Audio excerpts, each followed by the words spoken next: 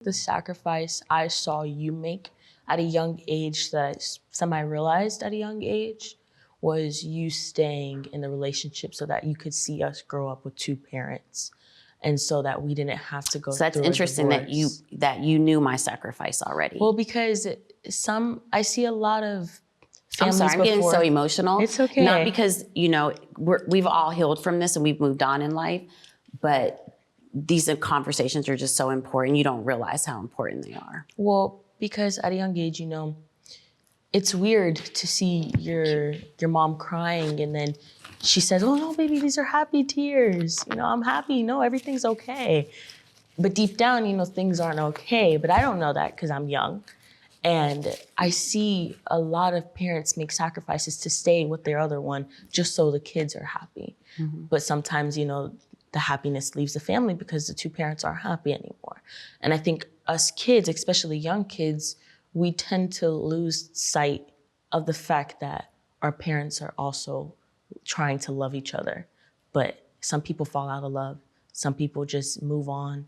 Some people are going through stuff. But we see them as like mom and dad, mm-hmm. and they're together. But we don't see them as, for me, I don't see you as Monique and Timothy. I see you as mom and dad. I don't see the relationship you guys started. I don't see where you guys are at right now. So it was weird. And I remember being really upset when you guys told me you're getting a divorce. But for you, I know it was really hard because I know growing up, you used to tell me, I tried. I do. I think we both tried in our own ways. I think that we both needed to go love ourselves individually. I think we both started very difficult lives very young. We met in our 20s, think about it. We meet in our 20s, we divorce in our 40s, 45, like that, you barely even understand yourself. And so, yeah, I think that neither one of us understood that. That takes me into, you're getting divorced when you're in your 40s. And then I know you as such a big lover girl. That's where I get a lot of my characteristics from. Well, let's I know what you mean by lover girl, but let's just say. Lover girl, I mean she's just she loves love. Yes, my mom loves yes, love. I do. She's a big romantic person at heart. We watch literally romantic movies almost every other night. If I come sleep with her, she's like, Rain, come watch movies with me. I'm like, what are we gonna watch? I love love. A love movie. And she loves seeing people in love. And for her, I think for you, maybe it was hard finding love, getting divorced at that age, because it's like, how is that trying to get into a relationship at that age? I'm not at that age, but how was it? How was it? It was interesting.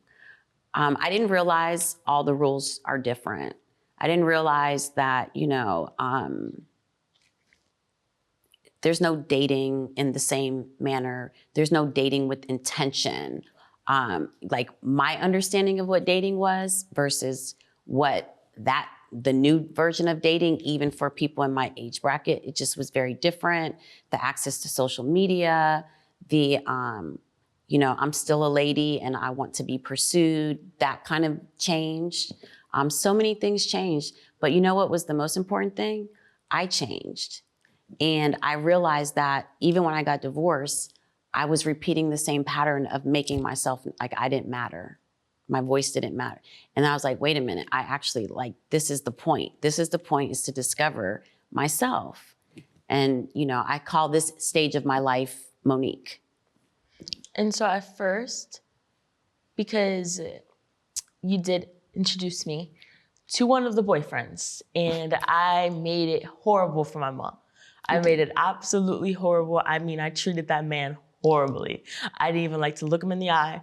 I treated his kids great, but I did not like the fact of seeing my mom with another person, because my dad, and this could be relatable to a lot of girls. I've met a lot of friends of mine who their parents get divorced, and as soon as their dad finds somebody, it's like, okay. But the mom, it's like we have our mom at such a high pedestal that once they introduce us to somebody that they're not married to, this other person who's also single is like, why are you single? why are you trying to look at my mom? Like, it's weird, especially because I've seen people look at my mom like, oh, your mom's cute. Like, no, I don't want you to see that. And it's different. And why do you think that kids hold their moms up to this high pedestal of different than dads? Of like, well, your mom can't be dating somebody, your mom can't have a love life, but your dad can. And it's okay if your dad does, but your mom needs to be the mom who's always doing everything for you at all times, all the time. But your dad could pursue somebody else. Right. So you did. You definitely gave me a hard time. I think you're just now coming into a phase where you're like, okay, I want you to be happy with another person. just now? Yes, it's been recent. Like 2 years ago. Oh, I know, it definitely hasn't been 2 years. But what I will say is that I think because as a mom, we're the nurturer, we're the person that loves on you, the child, you're the heart of the home, you create the home. When someone else, an adult male, is like trying to capture that attention, it does shift the dynamics a little bit. And it's not your dad, right? And so instantly you're like, you're not my dad. I don't want that. I have no idea why you all were so different for your dad. Like, because it's our dad, and it's like there's a different level of comparison. Also, I was young. Like, I was mean to him in a young way. I made him buy me tons of stuff, and I still didn't like him. And it wasn't anything to do with him. right. It was the fact of your normalcy. Why are you dating my mom? Like, that's my mom. You shouldn't even have the privilege of dating her. Like, that's how I saw it. And I did everything to try to get him gone, like, go away. No, you did everything. You did a lot of things. Yes. It definitely, to be very honest and transparent, it was the reason I stopped dating. And it was really hard for me because there was only so much a certain type of love I could receive from you all. There was only a certain type of love I could receive from my platonic friends. And when you're already questioning yourself and were you good enough to be in a marriage and why did this happen and that happen, you actually need a romantic interest. And literally you and the whole experience was just overwhelming. It wasn't just you though. And I just decided that it was just best if I stay single and focus on my home life. And, I apologize for that because I know I made it really tough for you. But I guess maturing, it's looking back on it, it's like I try to remind myself all the time, you're still going through life the same way I am.